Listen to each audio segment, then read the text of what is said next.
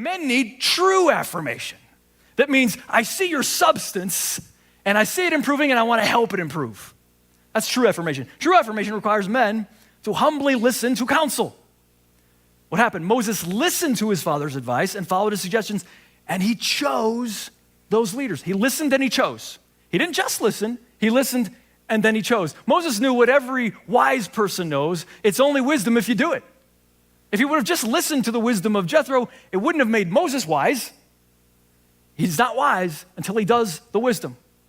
Moses receives the counsel, even though he's Moses. Now, if you're Moses, you might have rejected Jethro.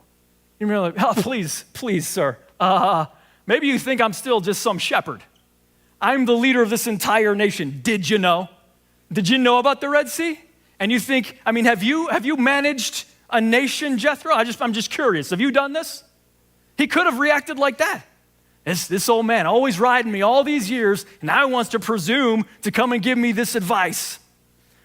But Moses knew a secret that we all need to know, and that is you don't need somebody to be an expert in every sense on your thing for God to use them to bring you good advice about your thing.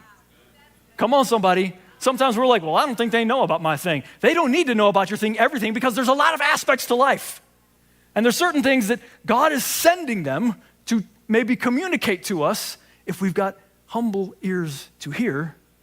And it doesn't mean they know everything that we know, but we really know a lot less than we think we know. Come on, somebody.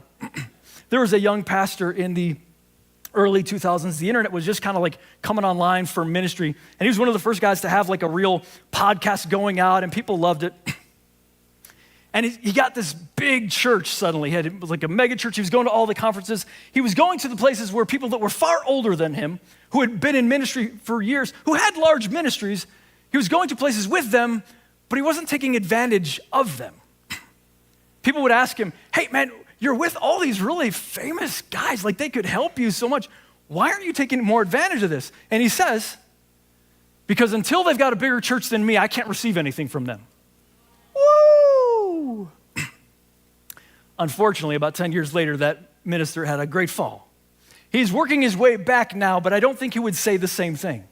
We don't need people to understand everything or be more advanced than us to receive their counsel, especially when it's about things about our character, about how we carry ourselves, about if the substance is really there so that it matters whether or not we slay the dragon. So let's just all agree. Let's not be demanding that everybody has to be an expert in our area for us to receive anything from them. Let's just say, I'm open. I want to receive anything that anybody is saying if God sends them. See, Moses, he's so awesome. Even though he's Moses, he's flexible. How many are old and still flexible? Moses is still flexible. He's responsive to his mentor. He's like, yeah, I'll change. That's a good idea. Let's change how I'm doing this. Moses isn't married to the past. He's not like, well, look, man, this is the way we've done it, so this is the way we've got to do it. No, he says, well, this was iterative. This got me through the day, but now I'm hearing a new way, a better way that makes more sense for the future. Moses, like we need to do, check this out. He assumes other people can see flaws in his pseudo system.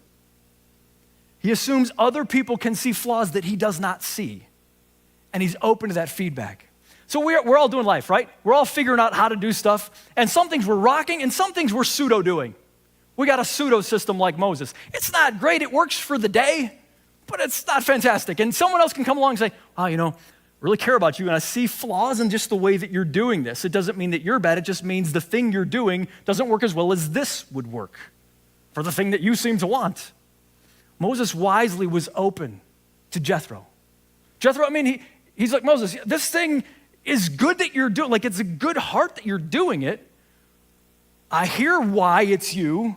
It makes sense that it's you. It's just that the way you're doing, bro, you're not gonna be able to last like this. How are you ever gonna lead these people if you gotta meet with every single one of them? Moses was blessed to have Jethro. I wanna introduce you to two of my friends. This is Phineas, the full and flowing honey bear. You see this guy? He's got some rich, tasty honey inside.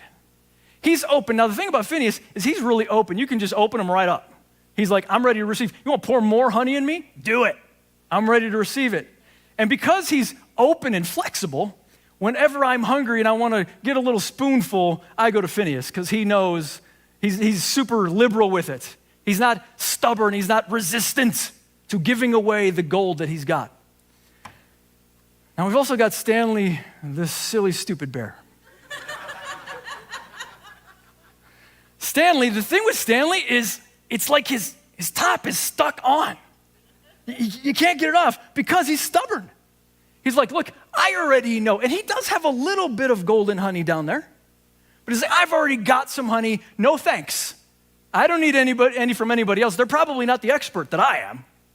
And so because of that, he doesn't take any more honey in, which means God is really not going to use him to share much honey with anybody else because he's prideful and he can't receive much from anybody else. And in his crazy mind, he actually thinks he's got more honey than he does. If he would just maybe open up to Phineas, Phineas could pour a whole bunch of honey into his life, make his life way more better, way more fruitful, way more helpful to God and the people he's supposed to feed. Are we hearing what I'm saying here? Yeah. Guys, are you a stubborn, silly, stupid Stanley? Or are you a full and flowing Phineas, honey bear? We got to choose every day. I'm going to be full and flowing. I'm going to be open and flexible. People can come along and then say, hey, let me just pour some stuff in, and I'm open to it. I'm going to make this easy on you rather than like stubborn Stanley. We're not getting much feedback, my friends, unless we invite it. And sometimes that means literally asking, but it also means having a disposition of, if you give me feedback, I'm going to say thank you. Thanks. Man, I just so want to hear that. Even if I'm acting weird about it ever, just tell me anyway. Because I want to hear it. My flesh might lose its mind for a half a second, but just know that's not what I want to happen. Please share your golden honey with me.